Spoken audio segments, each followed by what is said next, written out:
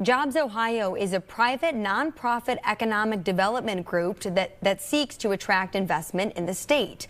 Last August, we looked at JobsOhio and its request for an extension from the state to extend its contract into the year 2053.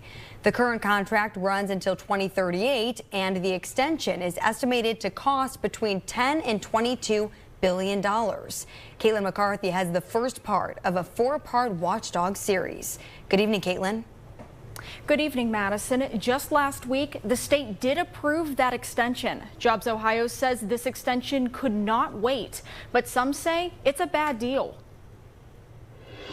And there's really no transparency or accountability mechanism built into this, right? State Representative Tristan Rader questioning JobsOhio's lack of transparency minutes before a 15-year extension was approved by the state controlling board. JobsOhio is funded by state liquor profits. That's money that used to be in the general fund, subject to public oversight. But since 2011, that money is privatized, with JobsOhio distributing liquor and getting a portion of the profits. Being private means when they make decisions and there are questions about those decisions, the public has to take them at their word. Representative Rader and State Senator Kaitlyn Ingram voted against the JobsOhio extension. Rader says he still has lingering questions. I objected to this item because I just believe we need more transparency, we need more accountability when it comes to these decisions. Again, we're talking about billions of dollars, tens of billions of dollars of taxpayer money just going out the door with very little accountability or transparency on how it's used.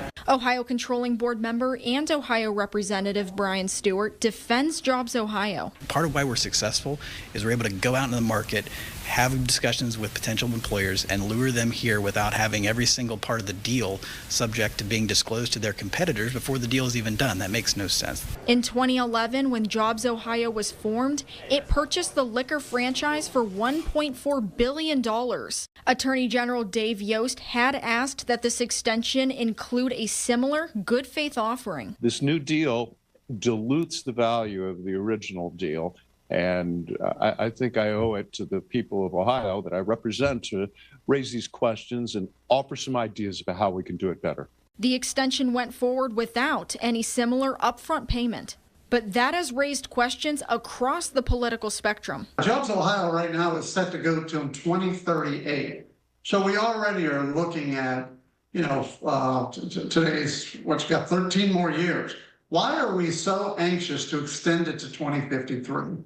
That is just absolutely alarming, and it should be a concern for state taxpayers. So why now? A statement from JobsOhio says extending the liquor enterprise is critical to JobsOhio's ability to continue competing for, winning, and holding companies to their commitments. Many of these projects have commitment dates that stretch beyond the 13 years left in the agreement, making it more challenging to attract job creation projects for the people of Ohio. Representative Stewart claims despite opposition, no one has ever tried to change how JobsOhio operates. I've listened to legislators talk about things they like, things they don't, but nobody has ever come up with a bill to come up with something different because what we have works.